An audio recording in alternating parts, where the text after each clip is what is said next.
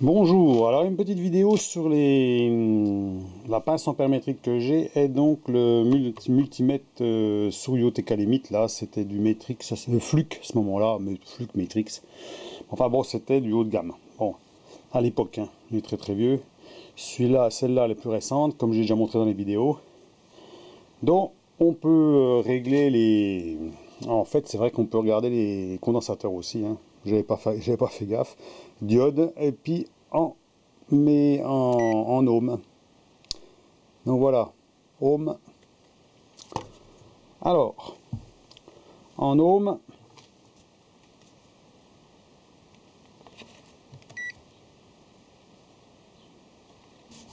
on va se mettre dans mégohm.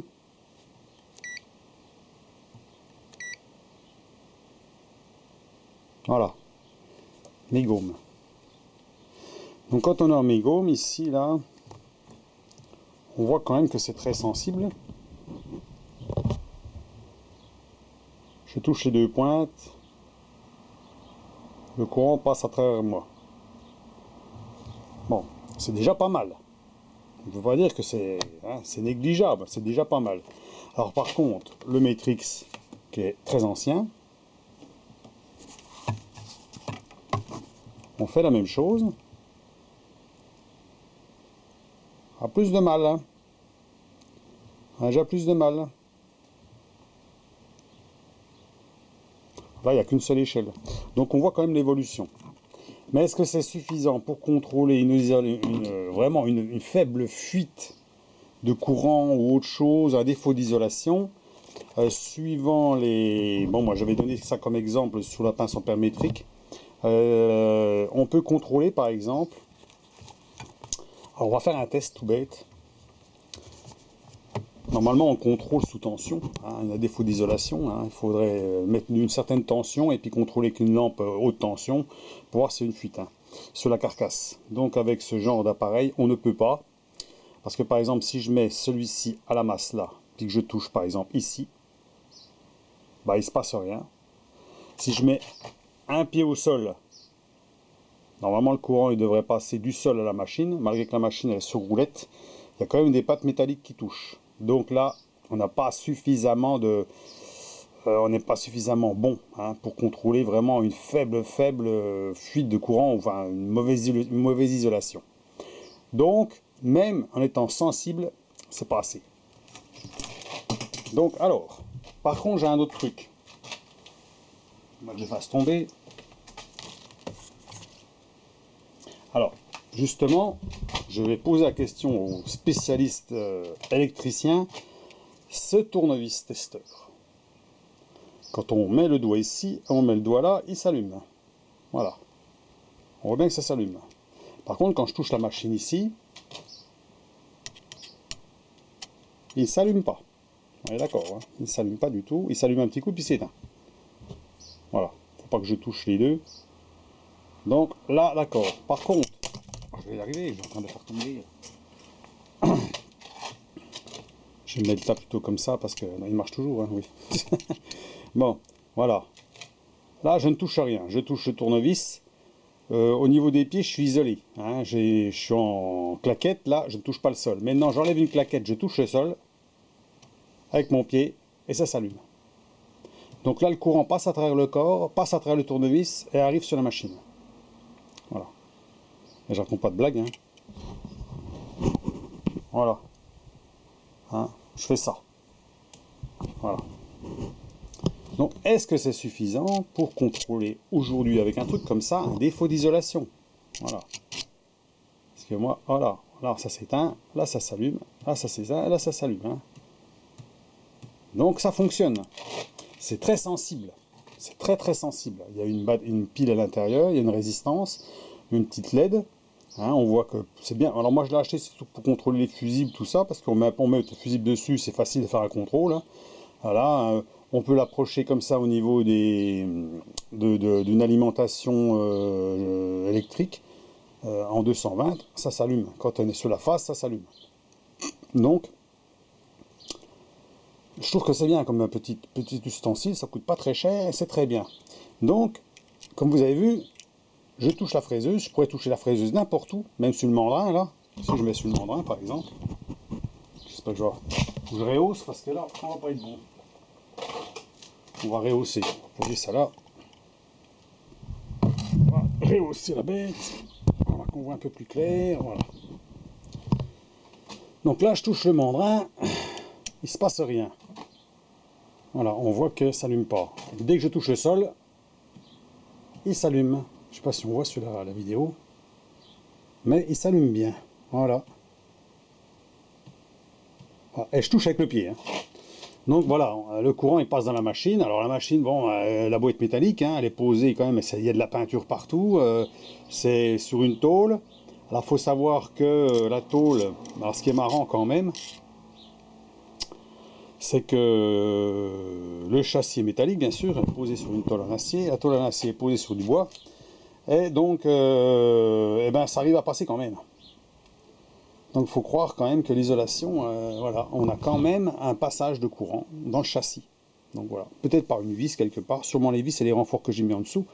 Pourtant les renforts, normalement, ils touchent les vis ici, là, qui sont fixés, là, ils sont vissés là, et ils vont jusqu'au bout et ils sont serrés sous la table en bois. Ils ne touchent pas la ferraille. Donc je peux dire quand même qu'il y a un passage quand même quelque part. Hein. Donc alors, dites-moi, ceux qui font de l'électricité, hein, voilà, hein, parce que bon, on sait très bien que contrôler une isolation, c'est compliqué avec ce style d'appareil. Bon, avec moi, j'en suis content, hein, ça va très bien. Hein. Là, c'est quand même top. Hein. C'est un bon petit truc. Hein. Mais bon, celle que j'ai, c'est du Made in China. Hein. C'est du Made in China, c'est voilà, c'est 60 balles, un truc comme ça. Hein. Voilà, bon, elle fait pas de, on contrôle pas la température avec celle-là. Hein. Par contre, elle fait aussi les capacités, hein, microfarad apparemment, diode, puis contrôle donc de résistance. Voilà. Bon, elle est pas mal. Hein. Moi, je trouve que c'est bien. Mais bon, comme vous dites, ce n'est pas suffisant pour une isolation.